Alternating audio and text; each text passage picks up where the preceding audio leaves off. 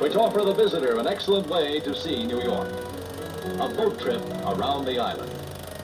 The first leg of this pleasurable voyage is south from Midtown, down the Hudson River, then out into the harbor for a sight that is certainly one of the outstanding attractions of this fabulous city, the Statue of Liberty.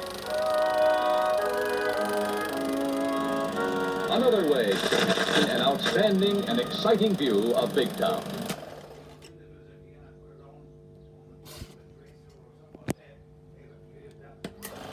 Well, there's nothing that can quite compare with a helicopter ride.